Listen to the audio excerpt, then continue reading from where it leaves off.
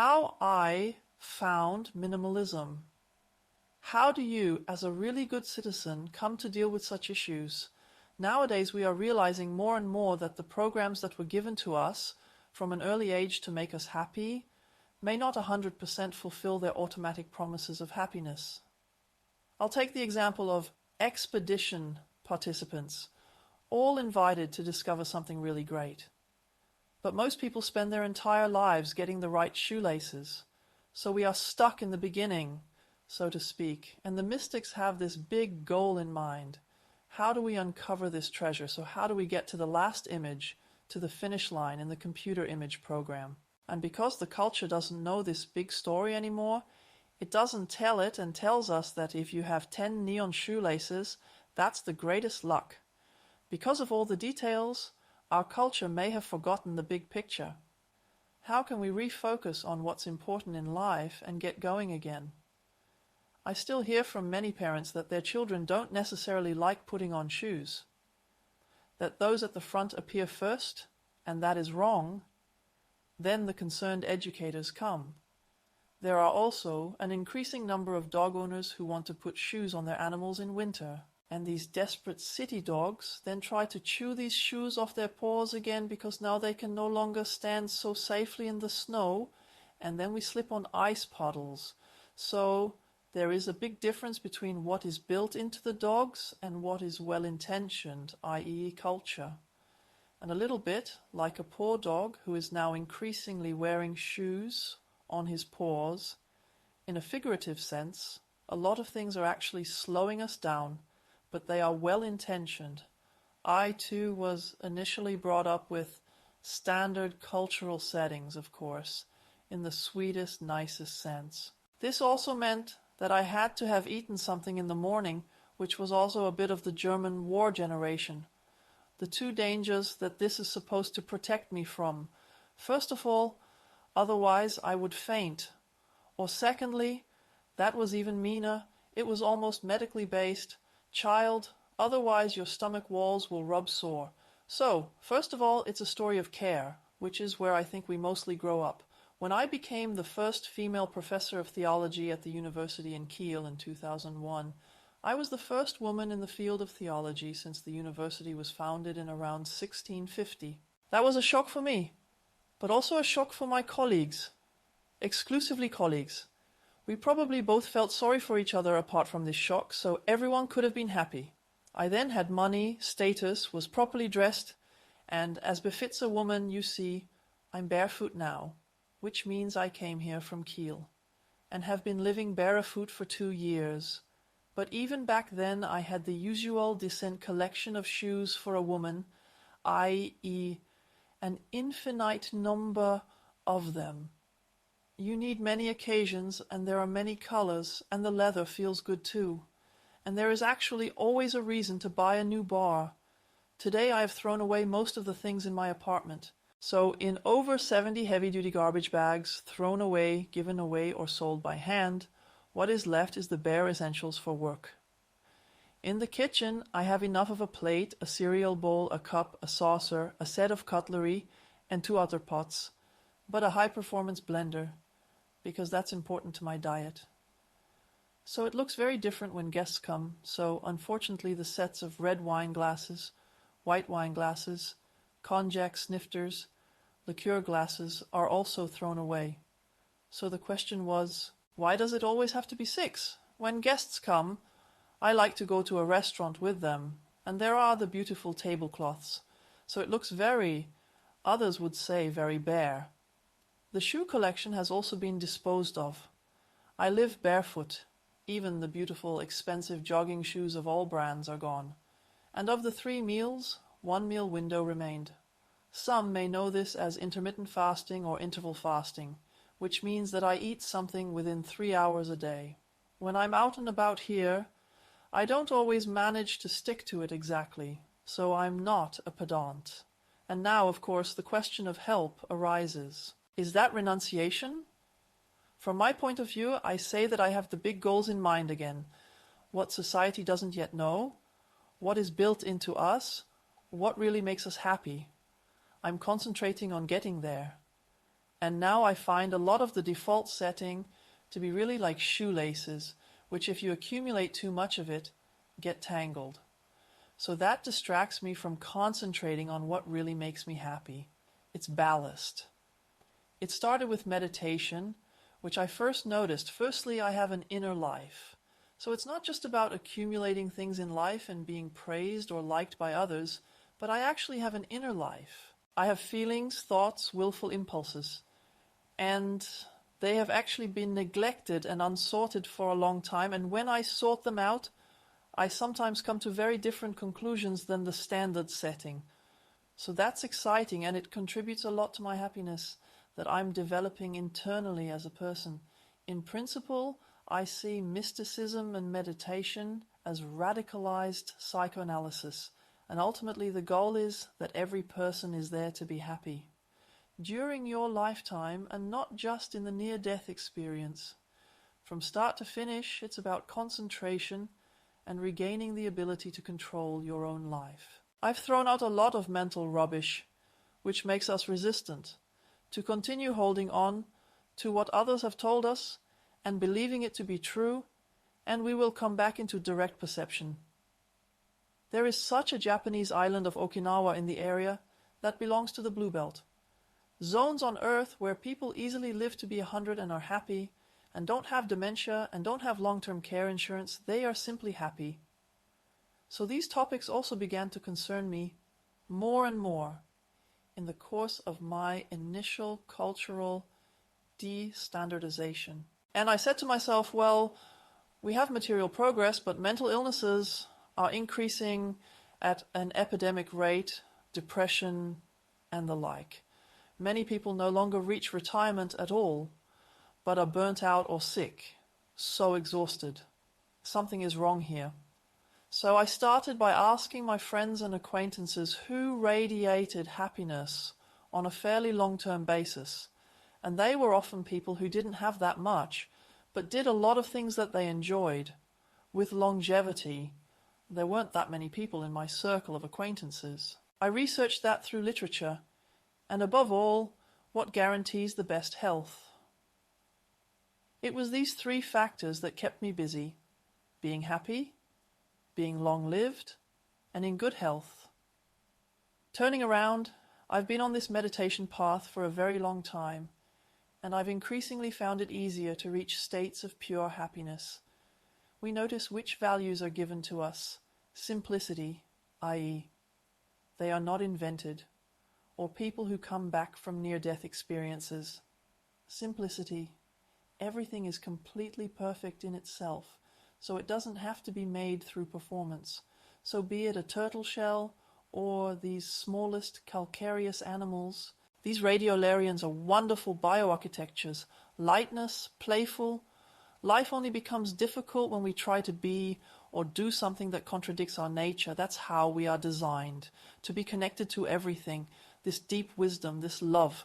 So everything is part of our being, and it's actually about being connected to it, and that's how everyday life is organized, and everyday life then serves to stand in the way of this experience as little as possible. So this evening I'll introduce you to the following areas: why I go barefoot, and why I like to eat nettle, hazelnut, and dandelion. They have to be very careful when I come into their garden to see if there is anything left for the pet. Why I, as a born ant who loves everything that contains sugar and as a chocoholic, now completely avoid sugar, is perhaps point 3. Let's leave out the ice bath. What are the consequences of the fact that I have now thrown away most of the stuff from my apartment? So these 4 points about walking barefoot. This may also seem a lot more ascetic and monkish. The women's shoes were still a bit tight, even if the model was beautiful. And accordingly, these are the very Japanese women's feet as they used to be, but the toes weren't necessarily doing well. It doesn't look so sexy if you don't wear shoes again. On top of that, I was a born orthotics wearer since birth, severe scoliosis and pelvic tilt, and supposedly. The candidate for knee and hip operations, and should always wear insoles, is not that sexy. This led to the diagnosis of splayed arches and arched feet. Then I thought, maybe something is missing. I now have knock knees, rheumatoid changes, cervical vertebrae, cervical spine, lumbar spine. Everything is still there. And some now claimed that all this back pain was caused by the fact that our shoes have heels. And now it made sense to me too. Let's imagine you realize I'm trying to convince you that your shoes could be deadly. So why the monks aren't so stupid about walking on construction sites? So imagine there is a high-rise building, the foundation is built 1 meter crooked, and the high-rise building is 175 meters high. Our body is smarter than a skyscraper, which compensates for that. So once in Titus, we haven't talked about high heels yet, namely due to hollow back and neck problems. Be that as it may, I have now spoken to physiotherapists, but I think high heels are nice, at least on others, so I should talk them out of it now. No problem if your intestinal muscles have trained abdominal muscles. However, those who end up here with me didn't have any, or at times during the day. So now the thing with the cold feet. When you appear at the front first, you feel at first. Most people describe it like this. It's like a board, like this patch. So it's as if the foot was in a cast for life. Fascinating. Man, those mean little muscles, I didn't even know I had them. Everything is stiff. And this means that at the beginning you have to step on the front first, instead of with the heel. At some point the whole thing becomes soft again, and then it works. It's supplied with blood and is no longer cold. It works. The result is that when you hit the front first, I thought everything was better than my back pain, which I already had by then. It's like riding a mountain bike uphill, so the thigh muscles are now stressed. Muscles that I thought I didn't have yet. That was really enough for me to just do that every day in an apartment.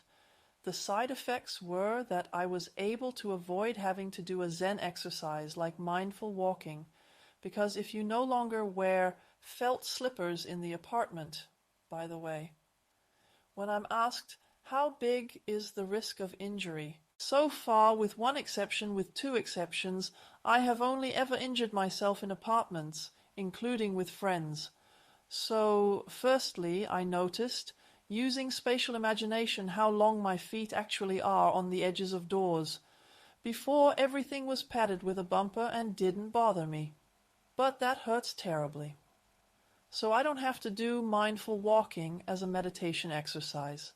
And the result is that my entire body statics have straightened out. Physiotherapists also confirmed that there was no longer any pelvic tilt or anything like that was supposedly congenital. The disc problems have resolved. This rheumatoid neck change, which would prevent me from looking over my shoulder more often than not when driving, has also been resolved. The spiritual ones among them, who perhaps do Tai Chi or yoga or are sensitive, will notice that they wear rubber soles and leather is an insulator. We are something like electromagnetic beings. This is very important for our body function, this control, this level of information. And the earth also has its own force field and these so-called kidney or outflow points.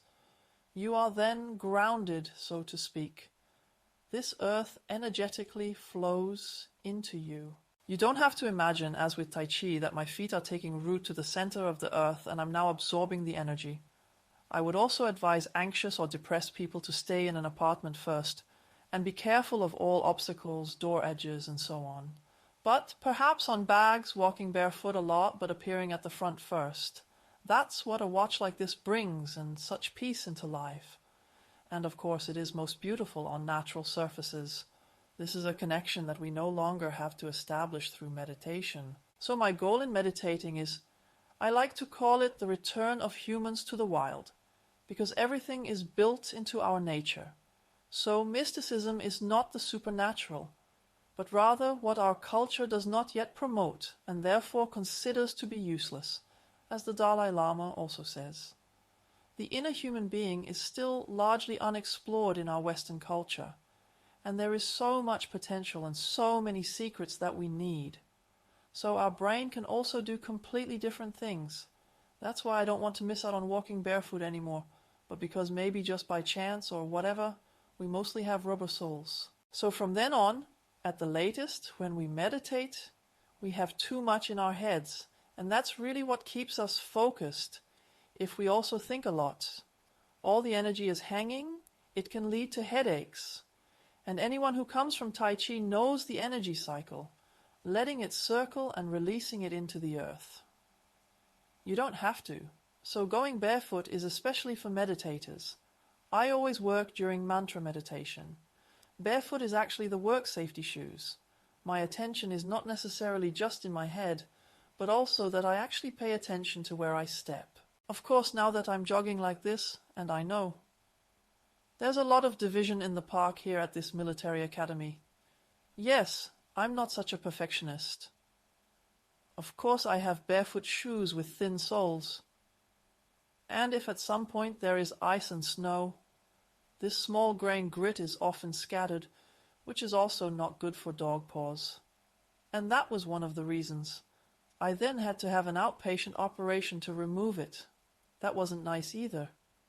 And ever since then I've been telling myself I won't hurt myself. Anyone can start with it. Neoprene boots and neoprene shoes are enough. So you don't have to buy such an expensive barefoot model. And now for the second year it's like this, the feet.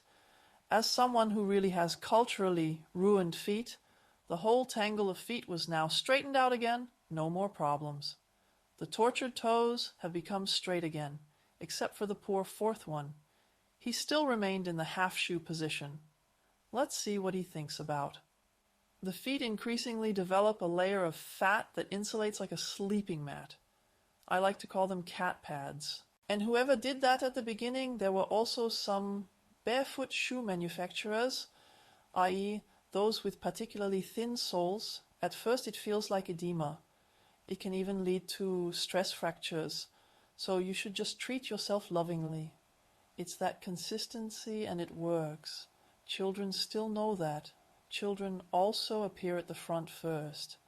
But if they have a heel at the back, it definitely makes you feel a bit depressed.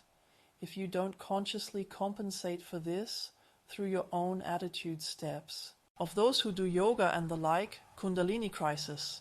From my point of view, a lot of things are connected with this. If people were to go barefoot, they would naturally release a lot of this excess tension into the earth and absorb this yin energy, i.e. the opposite pole when they are too yang, then yu system. That on this barefoot topic. Then the next. In fact, I ended up in one area. That only became clear to me afterwards. This is often said of masters, be it China or Orthodox monks. Yes, and he collected wild berries and herbs and lived mostly on them. I always used to think, yuck, ascetic, super holy. Yes. And nowadays it's even a trend when you enter green smoothies or wild herbs, dandelions, gourds and the like into a high-performance blender. Press the button on the fruit and of course add water. When it comes to taste, women are guaranteed to know what else to add. Maybe a little cinnamon or chili or ginger bulbs, garden herbs. So you have to mix it up quite a bit. Dandelion tastes a bit bitter.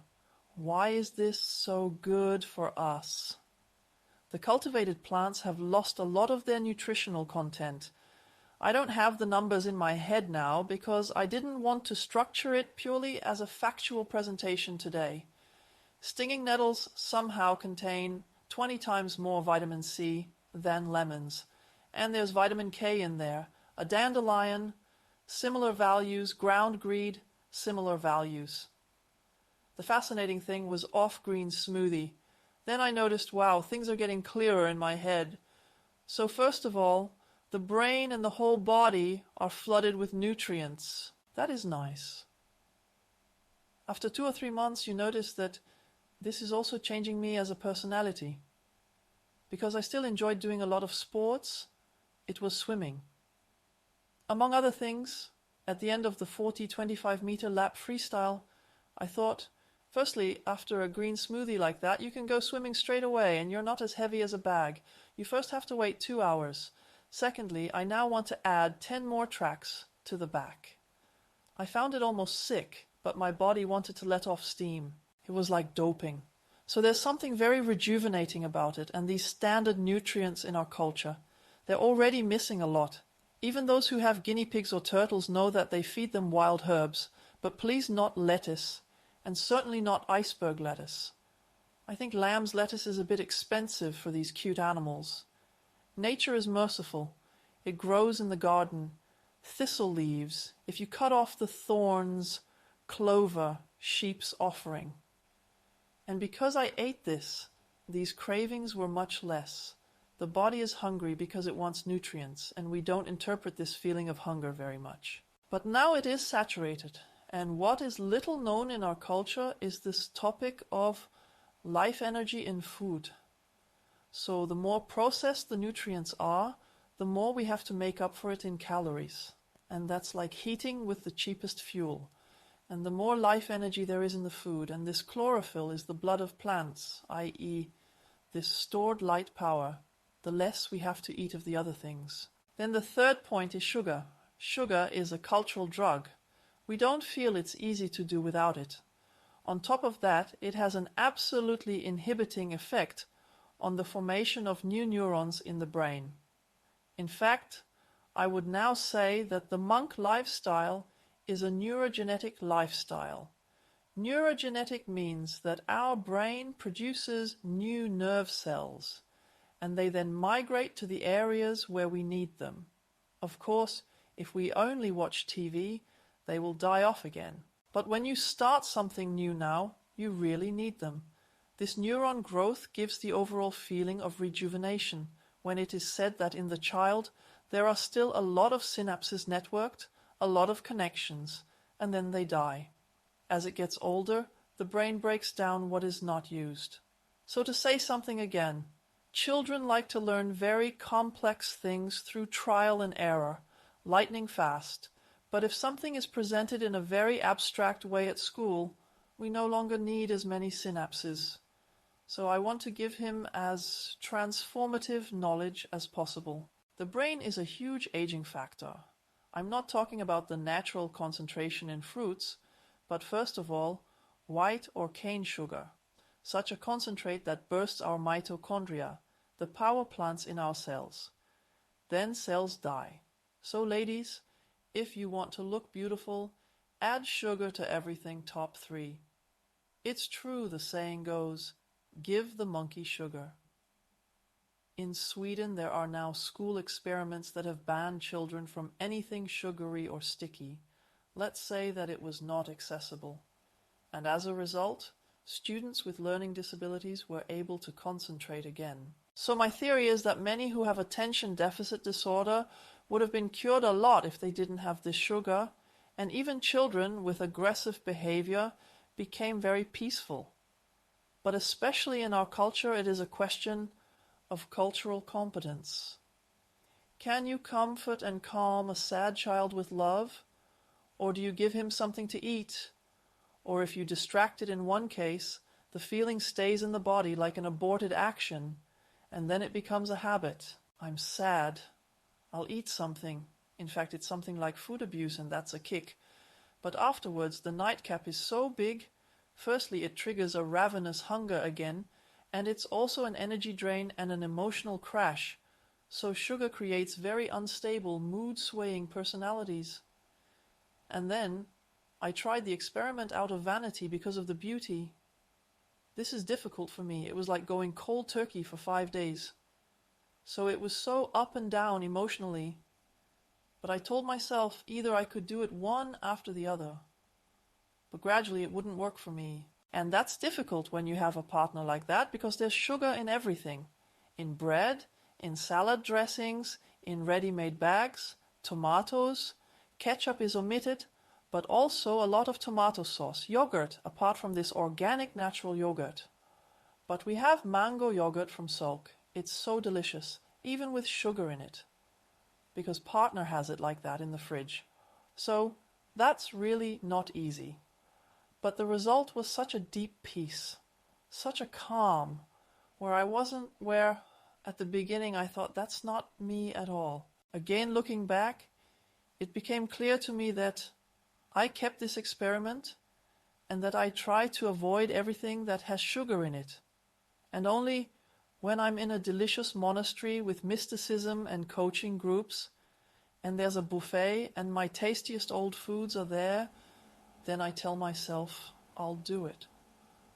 But that's when I can really observe how I'm starting to feel a bit dull and stupid in my head, and know that after that you'll have a burst of energy and have a binge. Well, because you'll have an apple in the room and then have you overcome that again. Or I'll go jogging to work it off. You are a different person then. And sugar is simple, I would say. It would be more enlightening to smoke weed than to have sugar. And that's exciting, I once read in a book, to see which culture allows which drug. And for us, sugar and alcohol are really depressing, while in other cultures drugs are allowed that bring us into connection and open us up. I don't want to derive anything politically from this, but that's what I mean. That's the basic attitude of first thinking for yourself, asking these astonished questions, feeling for yourself, and shutting down the programs first, and then looking directly and asking your questions to be taken seriously. My starting chocolate has now simply become raw cocoa beans. So the intermediate way was through bitter chocolate, but you also have to pay attention to a supplier. If you open the bag and it smells sour or moldy, then really throw it away. And in this respect, I don't live a cocoa-free life either. Cocoa is my other and most important favorite drug since childhood, then that's okay. Now, what are the consequences of throwing almost everything away? The first step was that all of the moving goods were in a basement, and this little house had no room at all for me to open all of these boxes. And as someone who commutes a lot between Berlin and Kiel and gives lectures, I was more in the direction of high-performance messies who don't manage to sort everything out in a flash. Half of it stays in the suitcase, and a lot of it stays stacked and lying on the desk and dusting. That also has its limits. The main thing is that the laundry is washed and we can move on and meet the next deadlines. It's such a pain, as a cultural person, this achievement. I had to accept this self-neglect, and accordingly, I just cleared everything out of cupboards and stuffed them into these boxes, which were now piling up in the new house in the basement while renovations were still going on upstairs. And then I thought, in my family, I was really trained to be punctual. Luckily, I never had to clean up. But how do you clean up?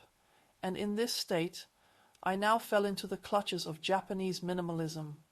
One name is Marie Kondo. Even as a child, this woman has always been concerned with what is the best tidying and organizing system. You could say obsessive neurotic, but it's so cute. This shows again. If you have whimsy and take yourself seriously, pursue it, you may be serving humanity. So, this woman has developed a tidying system where it's not about tidying up now, just keep the things that make you happy. And that fits very well with my mysticism approach. So instead of duty again, and what does the culture say? Help when visitors come. Then I said, I've always managed to clean up. And once everything comes into boxes, then I have to choose everything again. And now it suddenly wasn't about what do people say, but rather what makes me happy. And the method is so super simple that she says don't tidy up by room either. So she is the savior of all messies. And because I know a lot of friends in my circle who work really hard, so they're top performers, but they're not so millionaire that they have a huge apartment with endless storage space and can't hire a cleaner. You would have to have cleaned something up beforehand. So really these, especially the caring people, she is currently suffering from self-neglect and then also this helplessness. What does cleaning up mean now? And above all, when you are unhappy and neglecting yourself, you buy because that makes you happy. And Marie Kondo described it like this. And yes, and then sources like the clothes from the wardrobes, like seaweed, so this picture, how do you start? So not by room, but by category. First all the textiles, some clothes, socks, towels, bedding in a pile. And now you can of course continue sorting all blouses, all pants, all socks. It's easiest to start with clothing. Now let's get started. Reach into the pile of blouses and spontaneously pull out your absolute favorite piece. But you have to touch it, otherwise your head will decide, But the touch awakens the instinctive feelings, and now you have a benchmark. Yes, but it doesn't fit well into the office. It doesn't matter, your head is silent.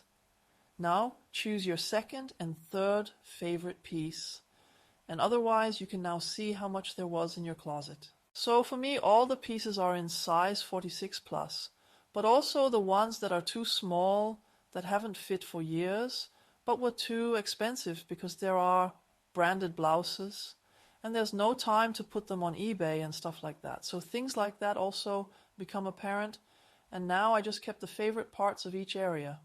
This is fun for me at some point, because of course there are the things, oh, it was a special offer. Bought 3 pieces at once, but not quite my color. Or, oh, that's what she knitted for you. And she was so happy about it, you can't throw it away. Or, oh, that's what we wore when we first met. I don't fit in anymore, but what I'm making clear with the example and why it's part of a monk's way of life is that the mysticism, is absolutely awake, being in the here and now. And everything has a story. I still have that thing, and it drags me back in time. Something isn't finished there. Or maybe I'll fit in again. There are books similar. There are a lot of books there. You still haven't finished reading them. Or maybe you wanted to learn Spanish. Should all that money be thrown away now? I'm still standing here. Everything that is with us has the character of an invitation, and that drains our energy. On top of that, anyone who meditates knows that things are charged. So also with the feeling of our early identity, that binds us. Marie Kondo isn't just thrown away either, but it's made clear that nothing here happens to be in my household. No thing. And each one has a story that you make clear to yourself, and then thank them because you say, okay, you just made clear to me the love of Karen who knitted you. I thank you for that. Love has arrived, and now I'm setting you free again. And through this, you finally become master of things, not of the rings, but of things, so that we are no longer a hotel for memorabilia, but as a result, we are only surrounded by things that strengthen us, that reflect our personality. So many who have gone through this process end up finding out who they are and what their interests are. Funnily enough, what was left for me was my shell collection since my childhood, because there was a large beetle collection that I once bought on eBay. Giant beetles cast in acrylic, favorite books, animal books, and I thought, oh yes, that one was me person. And of course, that was a shock. So for your partners and friends, you can't do that or anything like that. But Marie Kondo said, you shouldn't give the thing to your friends, you'll only make them unhappy. Or especially not leave it in the storage with your parents. Yes, that's just for the area, so this can't be an introductory course. It fascinated me so much that I finally feel like my life is about me, and I'm not overwhelmed by the avalanche, and neither, I will not become my own museum. And that was such a freshness, because now, even when I was depressed, these things had now disappeared. And also, I admit, I also threw away the wrong things, because now, when you increasingly do what makes you happy, I have lost so much weight that I can fit into the things that I had thrown away. But that can happen. And the second attempt is towards real minimalism, which I started to think about, because in the little house it was also said, then maybe we should grow it after all. And then I started thinking about it. I actually want a hospitable house where many people feel comfortable. And this, why does an entire room have to be filled by one bed? I had thrown away so much upstairs that the large Team 7 wardrobes were no longer necessary. And with Marie Kondo, there are tricks that she actually spirals things into. So even in my suitcase, I can now finally travel in clothes without a lot of extra things because I have roll things. And then I just started looking into more radical minimalists after a year. And that hit me like lightning. That was an apartment like ours. There is a magazine in Germany, Schöner Wohnen. But they're always only fascinated by the pieces of furniture because they're in a kind of factory hall or loft, and there's almost nothing else which doesn't correspond to the living conditions. And the misery of many people is that At least those who have tenants, the tenants have to work a lot. And then there is too little left. There was almost nothing in the apartment. And he says he has his tatami mat and the rolling tatas there. And now he only has the things that he really uses. And even living space couldn't be downsized. And it looked beautiful. But he also honestly showed how he gradually developed there and what his minimalist friend's apartment looks like. And the shock was that I said to myself, this is like being in a Zen temple or almost like being in a monastery. I understand that he can concentrate completely. He says that since I became a man, I've been able to finish cleaning and kitchen work in a flash if there's nothing left lying around on the floor. And he says, from then on, be careful. These are nesting places. But you quickly lose consciousness of what's in the closet. And the result is a personality change. If you throw away a lot, the culture's illusion that I am what I have breaks. First of all, you just say, I've ever felt like this. When I was actually lying in bed, when I imagined what I would have to throw away before my apartment looks like that. But my heart really wanted to have an apartment like that. Then I looked at the pain. This is again from meditating, that you perceive yourself. So nothing is easy to talk about. Yes, then I'm nothing. Then I'm a have-not. Then I realize, yes, then only me remains. But then I'm really nothing. And from now on, I really don't want to have to worry about managing my property, vacuuming and caring for it, but rather I want to do what I enjoy. And he also wrote. As a result, he was so focused and no longer distracted that he now actually started to create this illusion. I need to accumulate things. That life is about not owning, but making. And he started climbing, and is confident he can do something again. So, the apartment now supports you in there to concentrate on the essentials. And letting go of this illusion is about having it. And that's, again, that you got in with me. It takes little to be happy as a child. Then it's all about doing. And the most important thing is that we have the time to get back into the flow of life as working people. And it's not now that I'm coming home, now that you have to vacuum and do things again, but that at some point you let this illusion burst and say, the point is, I want to have time to climb the mountain or drive away or something similar. For me, it's sports equipment. I didn't throw it away because I'm really open to new things. You're so uncushioned when you are at a seminar with someone who is a professional climber, i.e. industrial climber and tree climber, because he works in a garden like that and he still enjoys it. He said, as a course participant, I brought 2 pieces of climbing equipment with me out of pure intuition. I'm there by car and I'm offering an introduction to tree climbing during the seminar. Then I thought I was afraid of heights, but it's exciting. So that was the first time in my life, just a week ago, that I was on a rope like that 4 days in a row. So from a height of 5 meters, when he says, put your feet at the tip of your nose and then throw it back again and pull on the rope. No, I do not want to. Now swing free, come on, let's do this together. No, I made it 15 meters to the rope anchor every day. So I squeezed how much? But this is now the result of me no longer reading books about people going on adventures or watching videos, but really realizing that it's about doing something, and that's life. This is an introduction to a minimalist lifestyle. There is no substitute for this than first creating this clarity within yourself. Who am I? And the less stuff we have to worry about, the more we can get back into this flow of life. So flow, basic happiness, that they come into contact with their own, let's say, not full core, not only when they are dying, but as much as possible in life. What dies? The orthodox, some call it, death to the world. And by that they don't actually mean, I hate the mountains, the lakes, and the animals, but let go of the culture, this cultural coordination. That's why those in orthodoxy celebrate profession, i.e., when someone becomes a monk with a lot of elements from the funeral ritual.